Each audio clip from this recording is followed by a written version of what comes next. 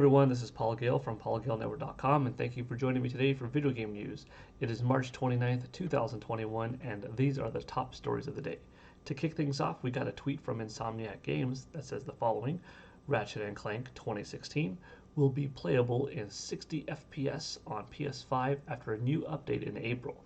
As part of the Play at Home campaign, download the game for free now through 3/31. Now, this is a great game, so if you haven't already played it on PlayStation 4 and you have a PS4 or a PS5, check it out. Especially now, it's free as part of the Play at Home campaign.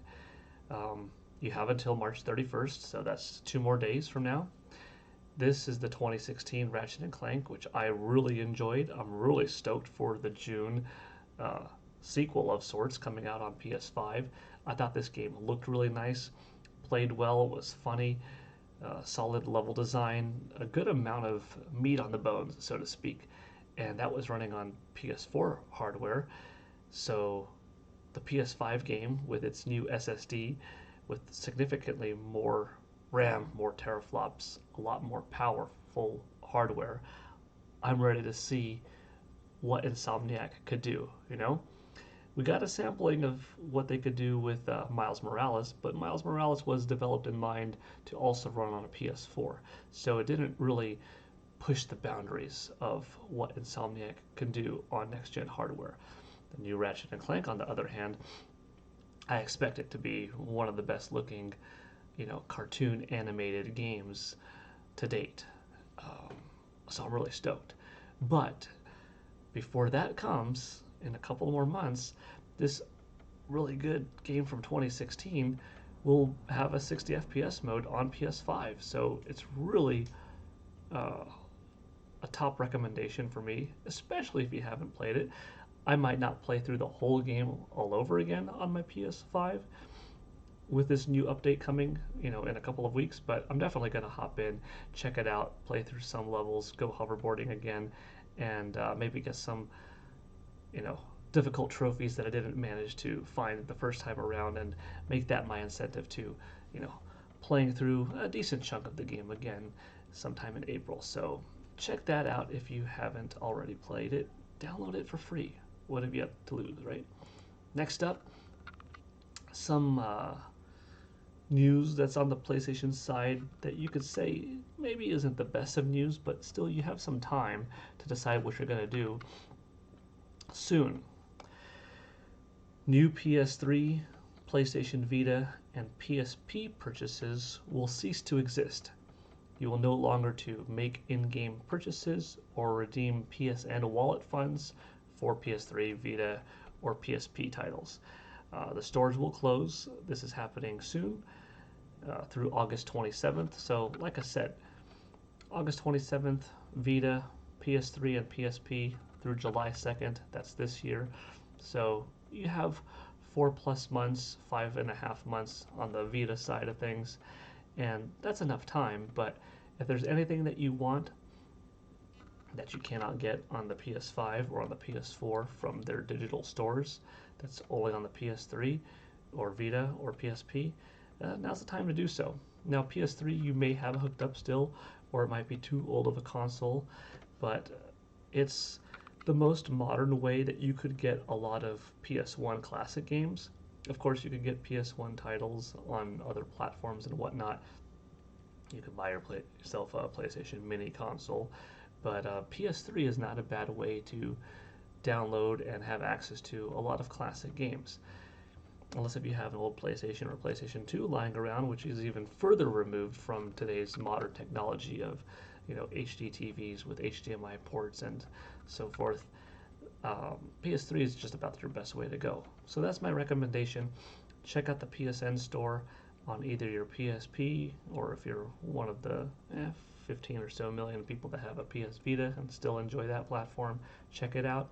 Or if you have a PS3, which there are a good amount of you on it, might be worth checking out some games that you can't find otherwise. Because the reality is the aftermarket is only getting more expensive for a lot of titles. If you search for PlayStation or PlayStation 2 games on eBay, And that goes with games across other platforms too. Nintendo GameCube, Nintendo 64, the original Xbox, Xbox 360 in some cases.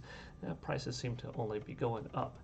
So you have a few months. That's July 2nd for PS3 and PSP, and August 27th for Vita. After that, that'll be it.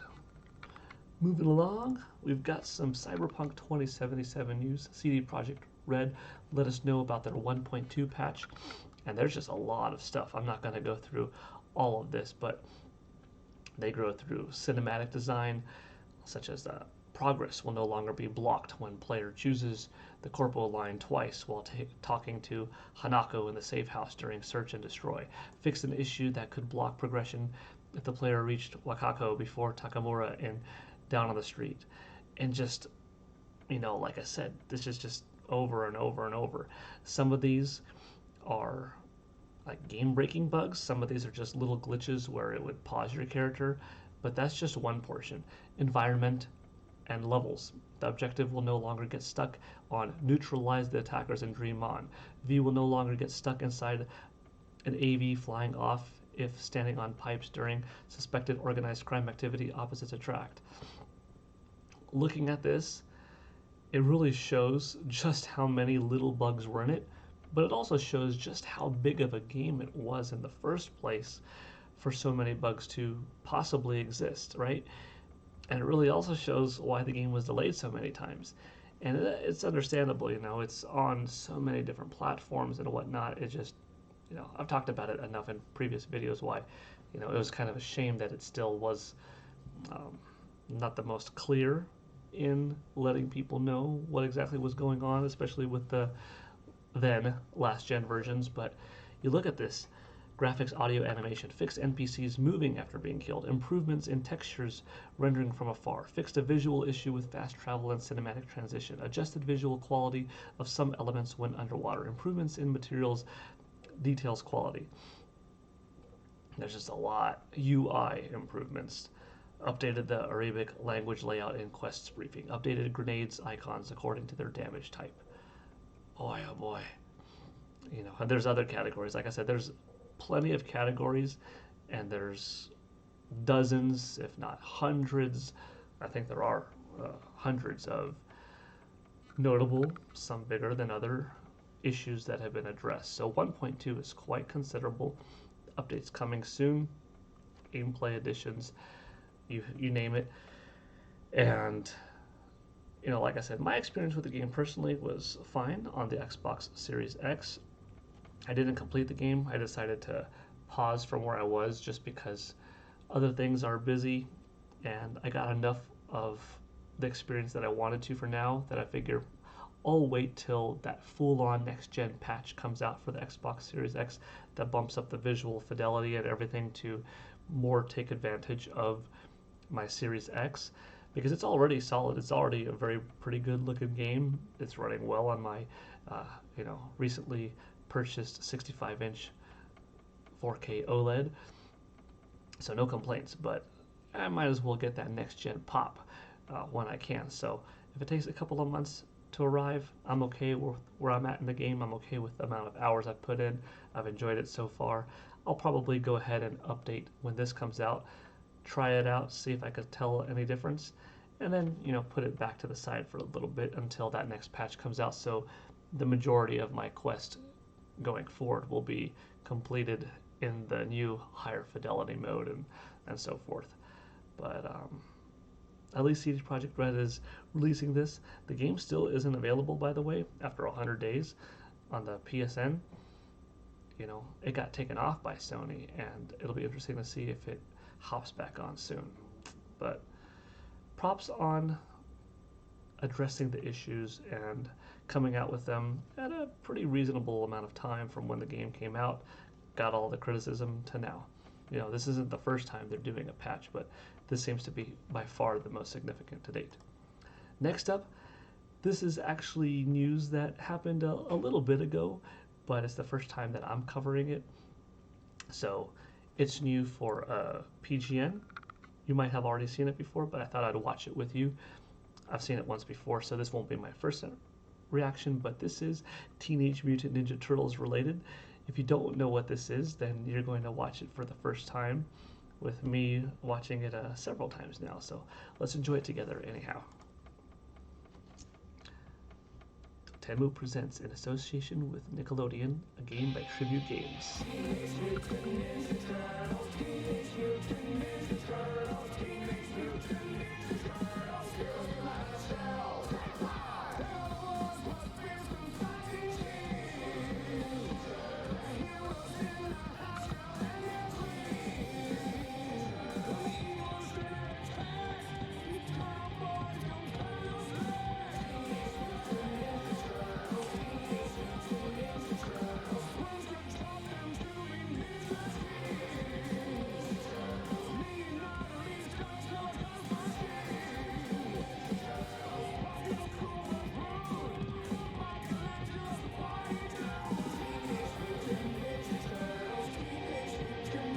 Love it.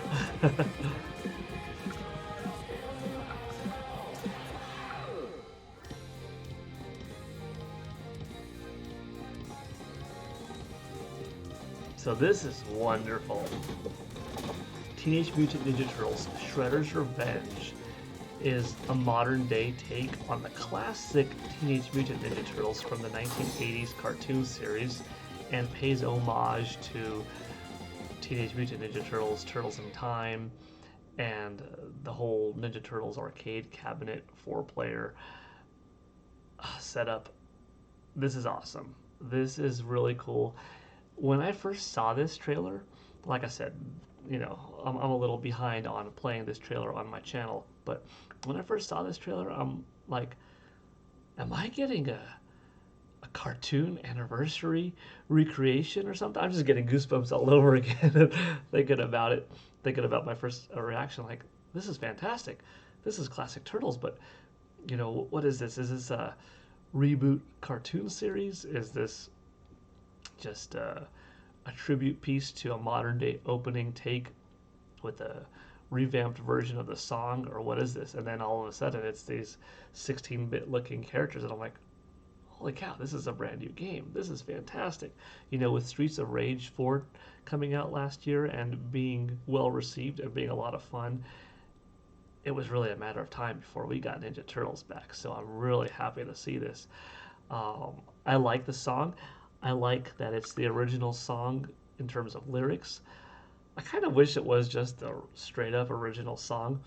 When they go Teenage Mutant Ninja Turtles, like, it's a little bit weird instead of Teenage Mutant Ninja Turtles. You know, like, you have that song in your head for so many years. That's the way that you sing it. Hearing it sound, hearing it sung a little bit differently kind of throws you off, but it's okay. They're probably not going to change it. But what I hope they add in is, you know, Raphael is cool but rude. Add the give me a break. You know, add those little bits of extra lines, because, you know, that would add something to this. Overall, good song. I'm even okay with the new take, even though I would have preferred the original. I'm okay with the new take. I think it's still a lot of fun and makes me smile. But add in those little lines. As far as the game itself, it's cool. The graphics are nice. They've got a lot of cool animation. They look like they're cartoon selves. They move smoothly. You know, we're looking at alpha gameplay footage, but it's promising. I think in the world of modern gaming, there's a lot of possibility, you know, for very easy 4-player couch co-op, online co-op, leaderboards, speed runs, potentially DLC, you know, who knows? Extra characters, extra skins, play as the 2002 Ninja Turtles, right? Download new worlds. Who knows? This is just speculation on my part, but the bosses, the Technodrome, seeing Bebop and Rocksteady, seeing, you know, Mecha Shredder, Triceratons, all of it is very, you know, 80s, 90s in style, and just reeks of awesomeness, and I love it. Whatever platform this comes out on, I may buy two of, you know, if it comes out in physical and digital, I might just get both for the heck of it, or I might even buy it on a couple of platforms. My preferred choice would be having it on Nintendo Switch just because it's so accessible, and having that on the go feels like I'm getting two games in one. I'm getting a new portable Ninja Turtles game, which I used to have back in the Game Boy days, and I'm also getting a TV at home experience title. But whenever it comes out on PS5, Xbox Series X, Nintendo Switch, you know, I could double dip across a couple of versions, or just buy it if it's an exclusive on any one in particular. But I am stoked. Let me know what you thought. Was that the first time you saw it, by the way, or did you see it when it was originally posted a little while ago?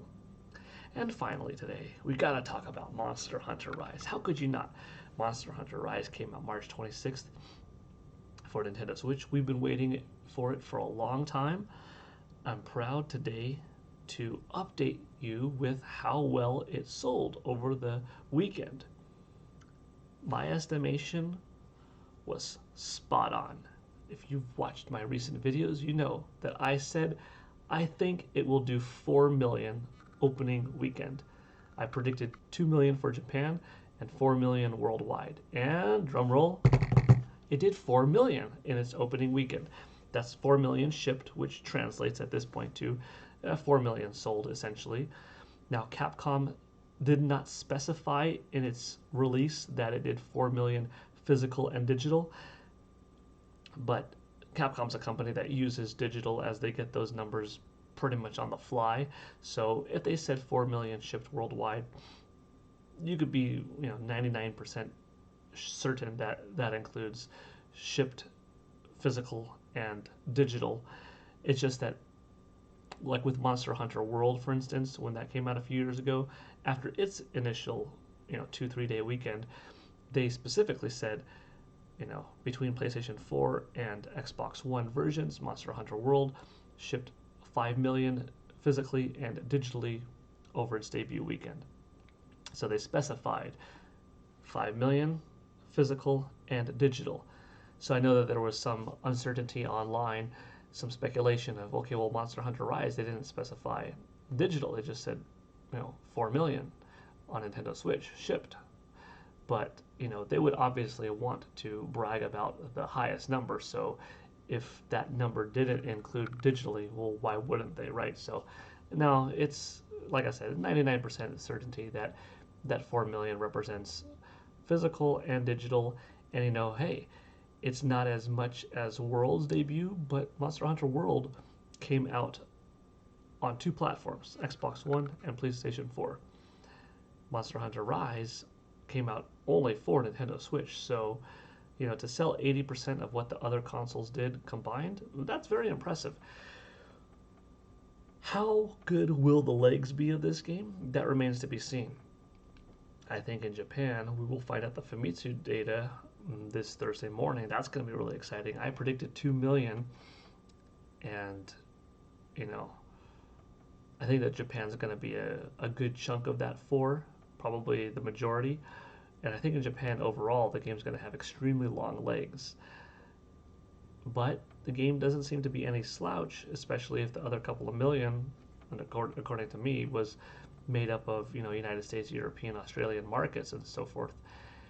Which means, from a lot of people liking the game, it is great. Word of mouth spreads fast. There are a lot of Nintendo Switch owners all over the world, outside of Japan, that the game might, have some good lasting legs in the Western markets as well. We'll see, though.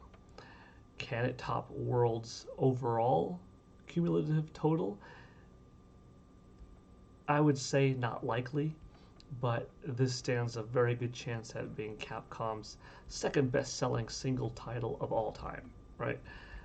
Could it reach number one? Who knows?